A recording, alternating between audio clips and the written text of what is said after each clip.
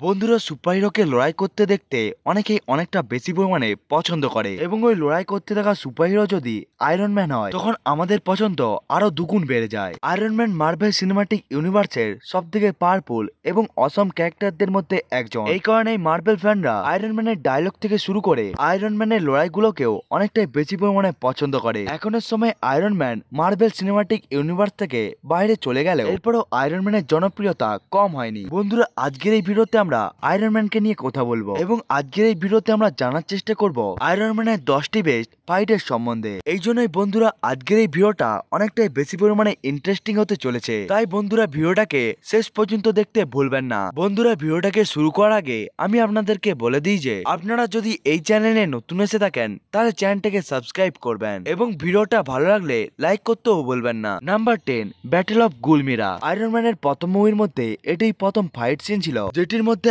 Iron man খুব সহজেই নিজের শত্রুদেরকে একেবারে হারিয়ে দিয়েছিল। আয়রন ম্যান 1 মুভির মধ্যে যখন টনি স্টার্ক জানতে পেরে যায় আয়রন ম্যানের নিজের কোম্পানি যখন তাকে না বলে টেররিস্টদের দিকে নিজের অস্ত্রগুলোকে বিক্রি করছিল, এরপরে টনি স্টার্ক একেবারে উদ্দেশ্য নিয়ে নেয় যে সে বেঁচে থাকতে কোনোদিনও টেররিস্টদেরকে সে কখনোই নিজের অস্ত্রকে বিক্রি করবে না। এই কারণে সে নিজের মার্ক 3 আর্মারকে একেবারে ডেভেলপ করে নেয় এবং ওই আর্মারের মধ্যে সে বিভিন্ন ধরনের অস্ত্রগুলোকে অ্যাড করে সে গুলমিরার দিকে চলে যায় লড়াইকে লড়ার জন্য। এবং ওখানে পৌঁছে যাওয়ার পর আয়রন ম্যান রাজাকে সমস্ত লোকদেরকেই একেবারে মেরে দেয় এবং ওখানের মধ্যে পড়ে থাকা সে সমস্ত অস্ত্রগুলোকেও একেবারে ধ্বংস করে দেয়। এই লড়াইয়ের মধ্যে আয়রন ম্যান যে স্যুটটিকে ব্যবহার করেছিল সেটি আয়রন ম্যানের 3 নম্বর স্যুট ছিল, অর্থাৎ এই আর্মারের নাম ছিল মার্ক 3 আর্মার এবং এটিই প্রথম স্যুট ছিল যেটিকে Tony Stark gold titanium alloy দিয়ে বানিয়েছিল। এবং এই আর্মারের মধ্যেই টনি স্টার্ক প্রথমবার অস্ত্রগুলোকে অ্যাড করেছিল এবং আয়রন ম্যান যখন এই জায়গা থেকে চলে যাচ্ছিল তখনই টেররিস্টকে ব্যবহার করে তাদের উপরে একটি অ্যাটাক করে দেয়, কিন্তু আয়রন ম্যান নিজেকে ওই অ্যাটাকটির হাত থেকে একেবারেই বাঁচিয়ে নেয় এবং এরপরে আয়রন ম্যান ওই ট্যাঙ্কটিকে ধ্বংস করে দেওয়ার সাথে সাথে সে ওখানে সমস্ত জেরিকো মিসাইলকেও একেবারে ধ্বংস করে দেয়। নাম্বার 9, আয়রন ম্যান ভার্সেস থর। মার্ভেল সিনেমাটিক ইউনিভার্সের মধ্যে আমরা এই লড়াইকে দেখতে পেয়েছিলাম দ্য অ্যাভেঞ্জারের মধ্যে এবং এই লড়াইয়ের মধ্যে যখন আয়রন ম্যান এবং থর একে অপরের সাথে লড়াই করছিল তখন ওই লড়াইয়ের শুরুতে সবাই মনে করতে থাকে যে থর এখানে আয়রন ম্যানকে অতি সহজে হারিয়ে দিবে, কারণ থর হলো একটি গড যার পাওয়ার একেবারে লিমিটলেস হয়ে থাকে। কিন্তু এই লড়াইয়ের মধ্যে আয়রন ম্যান অর্থাৎ আমাদের টনি স্টার্ক আমাদের সবাইকে একেবারে ভুল প্রমাণ করে দেয় এবং আয়রন ম্যান নিজের আর্মারকে ব্যবহার করে সে খুবই ভালোভাবে থরকে টক্কর দিয়ে দেয়। এবং এই লড়াইয়ের মধ্যে যখন থর নিজের ইলেকট্রিক অ্যাটাক দিয়ে আয়রন ম্যানের উপর একেবারে অ্যাটাক করে দেয় তখন ওই অ্যাটাকের জন্য আয়রন ম্যান নিজেকে একেবারে চার্জ করে নেয় এবং সে নিজের ওই পাওয়ারকে থরের বিরুদ্ধে ব্যবহার করতে থাকে। এবং এই ফাইট সিনটি অনেকটাই বেশি পরিমাণে এপিক ছিল, এমনকি এই ফাইট সিনের ডায়লগ গুলো অনেকটাই বেশি পরিমাণে অসাধারণ ছিল। কিন্তু এই লড়াইয়ের মধ্যে আমরা জানতে পেরে গিয়েছিলাম থর ধীরে ধীরে আয়রন ম্যানের আর্মারকে ডিস্ট্রয় করে দিচ্ছিল এবং এই জন্যই যদি ক্যাপ্টেন আমেরিকা এদের লড়াইয়ের মধ্যে মাঝে না আসতো তাহলে তখন থর আয়রন ম্যানকে একেবারেই হারিয়ে দিতেও পারত। Number 8, Stark Expo battle scene. Iron ম্যানের প্রথম মুভির মধ্যে আয়রন ম্যানের সমস্ত ফাইট গুলোকে দেখে সবাই অনেকটাই বেশি পরিমাণে খুশি হয়ে যায়। এই জন্যই মার্ভেল সিনেমাটিক ইউনিভার্স একেবারে ডিসাইড করে নেয় যে তারা এই ধরনের শক্তিশালী ব্যাটেলকে আয়রন ম্যান 2 মুভির মধ্যেও দেখাবে। এই জন্যই আয়রন ম্যান 2 মুভির মধ্যে যখন স্টার এক্সপো চলছিল তখন আমরা আয়রন ম্যানের খুবই একটি অসাধারণ ফাইটিং সিনকেও দেখতে পাই। এবং এই স্টার এক্সপোর মধ্যে যখন জাস্টিন হ্যামার নিজের সমস্ত ড্রোনগুলোকে একেবারে রিভিল করছিল তখনই ওখানে আয়রন ম্যান চলে আসে এবং যখন ওখানে আয়রন ম্যান চলে আসে তখন আমরা সবাই জানতে পেরে যাই যে জাস্টিন হ্যামারের এই সমস্ত যে আর্মার গুলো রয়েছে সেই সমস্ত আর্মার গুলোকে বিপস্লেস একেবারে নিজের কন্ট্রোলে রেখেছে। এই জন্য আয়রন ম্যান ওখানে চলে আসার পর সে ড্রোন গুলোকে ব্যবহার করে সে আয়রন ম্যানের উপর একেবারে অ্যাটাক করিয়ে দেয়। যেহেতু ওয়ার মেশিনের উপরেও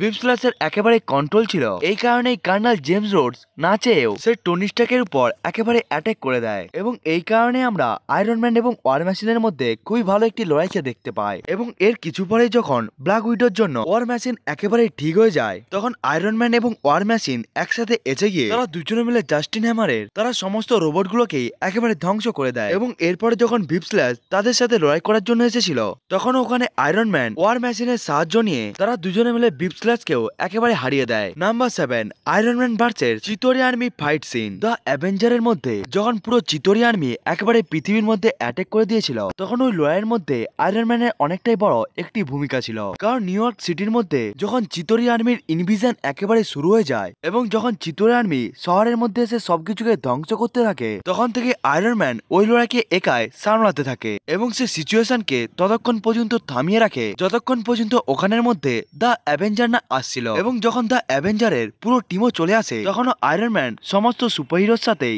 চিতোরি আর্মির বিরুদ্ধে লড়াই করেছিল। এমনকি গভর্নমেন্ট যখন চিতোরি আর্মির সাথে লড়াই করার জন্য শহরের মধ্যে একটি বোমকে একেবারে ফায়ার করে দেয়, তখন আয়রন ম্যানই সেই সুপারহিরো ছিল যে ওই নিউক্লিয়ার বোমকে নিয়ে একেবারে ওই পোর্টালের মধ্যে ঢুকে যায় এবং এরপরে সে মহাকাশের মধ্যে থাকা সমস্ত চিতোরি আর্মিকেও একেবারে ধ্বংস করে দেয়। Number 6, iron man 3 final battle. Iron man 3 battle সিনটি আয়রন ম্যানের সব থেকে বেস্ট ফাইট সিনের মধ্যে একটি। আয়রন ম্যান 3 মুভির মধ্যে আয়রন ম্যান নিজের বন্ধু জেমস রোডির সাথে নার্কোর ওয়াল ট্যাঙ্কের কাছে একেবারে পৌঁছে যায় এবং ওখানে সে পৌঁছে গিয়ে এলড্রিচ কিলিয়ানকে একেবারে ধরে নেয় এবং ওখানে এলড্রিচ কিলিয়ানকে হারানোর জন্য টনি স্টার্ক নিজের সমস্ত আয়রন ম্যান স্যুটকেও একেবারে ডেকে নেয় এবং যখনই টনি স্টার্কের সমস্ত আর্মার ওখানে একেবারে পৌঁছে যায়, তখন টনি স্টার্ক নিজের দরকার অনুসারে প্রত্যেক 10 সেকেন্ড অন্তর অন্তর নিজের আর্মাগুলোকে একেবারে চেঞ্জ করে নিচ্ছিল। এবং যখন এলড্রিচ কিলিয়ান আয়রন ম্যানের সামনে একেবারে চলে আসে, তখনই টনি স্টার্ক মার্ক 45 কে একেবারে ডেকে নেয় এবং এর সাহায্যেই সে এলড্রিচ কিলিয়ানকেও একেবারে হারিয়ে দেয়। এবং এখানে আগে গিয়ে আমরা জানতে পারি এলড্রিচ কিলিয়ান এখনো মারা যায়নি বলে, কিন্তু ওখানে পেপার পট এসে গিয়ে এলড্রিচকে একেবারে শেষ করে দেয় এবং তখনই টনি স্টার্ক পেপার পটের জন্য নিজের সমস্ত আর্মারগুলোকে বোমের মতোই ফাটাতে থাকে। Number 5, iron man versus Hulk. অ্যাভেঞ্জারের সেকেন্ড মুভি অর্থাৎ অ্যাভেঞ্জার এজ অফ আল্ট্রনের মধ্যে যখন স্কারলেট উইচ সমস্ত সুপারহিরোর উপরেই একেবারে জাদু করে দিয়েছিল, তখন সে হাল্কের মাইন্ডকেও একেবারে খারাপ করিয়ে দেয়, যার ফলে হাল্ক পুরোভাবেই নিজের কন্ট্রোল থেকে একেবারে বাইরে চলে যায় এবং এই জন্যই হাল্ক সব জায়গার মধ্যে সবকিছুকে ধ্বংস করতে থাকে এবং ওখানে পুলিশ এবং মিলিটারি হাল্কে একেবারে আটকানোর চেষ্টাও করে এবং ওর মধ্যে যখন কেউ আর হাল্কে আর আটকাতে পারছিল না, তখনই ওখানে এন্ট্রি হয় আমাদের আয়রন ম্যানের, যে নিজের একটি আর্মারের উপর একেবারে হাল্ক ব্লাস্টারকেও পড়ে নেয় এবং সে বেরিয়ে পড়ে হাল্ককে একেবারে বোঝানোর জন্য। এই লড়াইয়ের মধ্যে হাল্ক যেমন ভাবে নিজের পাওয়ার এবং এবিলিটিকে দেখাচ্ছিল, সেটি অন্য লেভেলেরই একটি দৃশ্য ছিল। এই লড়াইয়ের মধ্যে হাল্ক একেবারে প্রমাণ করিয়ে দেয় যে সে যদি একেবারে কন্ট্রোলের বাইরে চলে যায়, তাহলে তাকে কেউ আর আটকাতে পারবে না। কারণ এখানে আয়রন ম্যান যখন তাকে একেবারে আটকানোর চেষ্টা করছিল,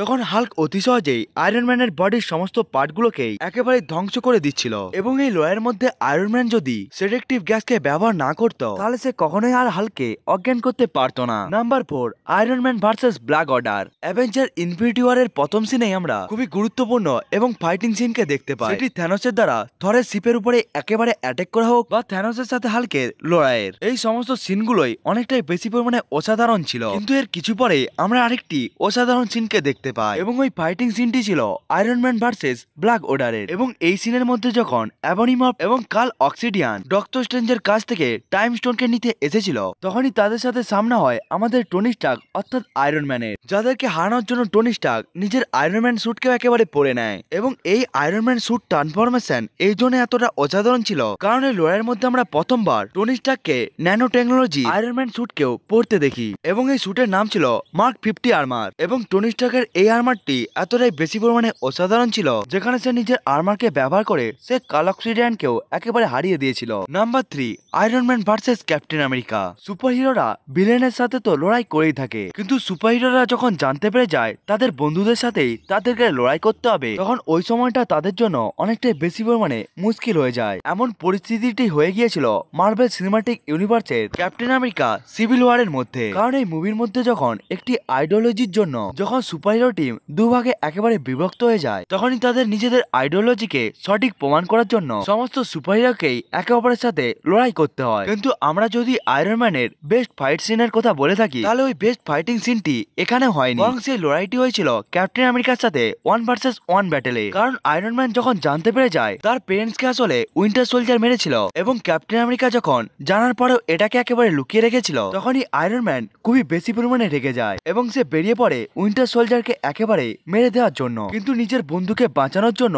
ক্যাপ্টেন আমেরিকাকে একেবারে আয়রন ম্যানকে আটকাতে হয় এবং এরপরে তাদের দুজনের মধ্যে একেবারে লড়াই শুরু হয়ে যায় এবং এবং এই সিনটি এই মুভির সব থেকে বেস্ট ফাইট সিন ছিল। কিন্তু অনেকক্ষণ ধরে লড়াই করার পর ক্যাপ্টেন আমেরিকা নিজের বন্ধু বাকি ব্যান্ডসের সাহায্য নিয়ে তারা আয়রন ম্যানের স্যুটকে একেবারে খারাপ করে দেয় এবং আয়রন ম্যান যখন লড়াই করার অবস্থায় ছিল না তখন ক্যাপ্টেন আমেরিকা উইন্টার সোলজারকে নিয়ে ওখান থেকে একেবারে চলে যায়। Number 2, iron man versus Thanos army. Iron ম্যানের এই ফাইট সিনটি হয় অ্যাভেঞ্জার এন্ড গেমের মধ্যে এবং সেটিও তখন যখন থ্যানোস নিজের সমস্ত আর্মিদেরকে নিয়ে পৃথিবীর মধ্যে লড়াই করতে চলে আসে। কিন্তু এই থ্যানোসটি 5 বছর পুরনো থ্যানোস ছিল, যা শুধুমাত্র এখানে একটি উদ্দেশ্য ছিল, সমস্ত সুপারহিরোকে মেরে একেবারে সমস্ত মানব জাতিকে শেষ করে দেওয়া, যাতে তার এবং ইনফিনিটি স্টোনের মাঝখানে আর কেউ না আসতে পারে। এবং এই লড়াইয়ের মধ্যে সবথেকে প্রথমে আয়রন ম্যান থ্যানোস এবং ক্যাপ্টেন আমেরিকার সাথে এসে তারা থ্যানোসের বিরুদ্ধে একেবারে লড়াই করে। কিন্তু এখানে যখন থ্যানোস নিজের সমস্ত আর্মিকে একেবারে রিভিল করে দেয় তখন ডক্টর স্ট্রেঞ্জ নিজের পোর্টালের সাহায্যে সমস্ত সুপারহিরোকে